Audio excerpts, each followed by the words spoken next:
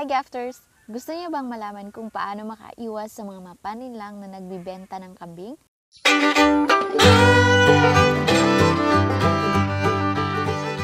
Today's video, I will share you my 5 tips para maiwasan natin ang mga mapaninlang na nagbibenta ng kambing.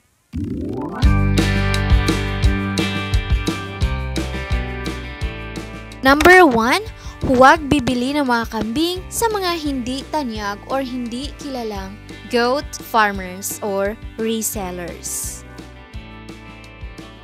In this part, mahalaga na malalaman natin kung may magandang reviews ba or feedback ang seller na ito mula sa mga dating customer.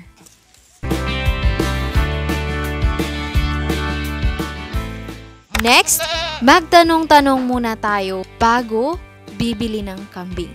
So, kung may nakita na tayong kambing, huwag agad-agad bilhin.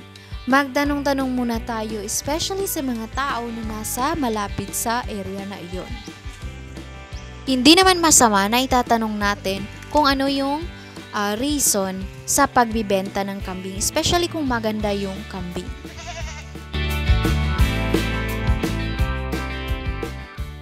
Next, huwag bilhin ang kambing na ang presyo ay pinakamura. Hindi natin malalaman kung ano yung meron sa kambing, bakit pinakamura ang kanyang presyo. What if, after how many months, malalaman natin na yung kambing pala ay hindi mabubuntis, or hindi makapagbuntis, or may sakit. So, masasayang ang ating oras sa pag-aalaga ng kambing na hindi pala mabubuntis. Para maiwasan natin ito, doon lang tayo bibili sa mga kambing na may medyo konting taas ang presyo. Hindi naman overpriced, yung tamang-tama lamang na presyo.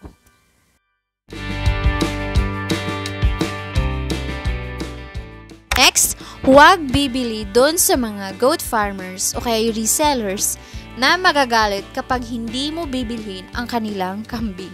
May karanasan ako sa part na ito. Para bang ipipilit ni seller sa atin na mga buyer para bilhin yung kanilang kambing? Normal naman na tayo ay magtatanong kung anong breed, kung ilang magkapatid yung kambing, at saka iba pang mga information na dapat nating itanong sa seller o kaya sa owner. Pero yung iba, magagalit sila kapag hindi natin bibilhin yung kambing. Maliban na lang kung may deal na tayong pinag-usapan dun sa seller, talagang magagalit yung seller. Pero kung wala pa, hindi naman siguro mabuti na ikakagalit yun. Pero may mga taong ganyan. So, as much as possible, iiwasan natin yan.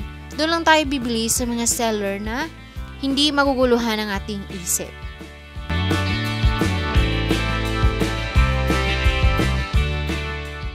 Next, bibili lang ng kambing doon sa farmer o kaya reseller na nag-o-offer ng cash on delivery payment method. So, alam naman natin po yung cash on delivery, di ba? Parang Shopee.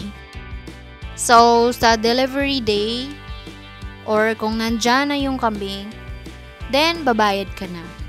Hindi ka mag-worry kung nasa na yung kambing, nakapagbayad na ako, pero hindi pa dumating.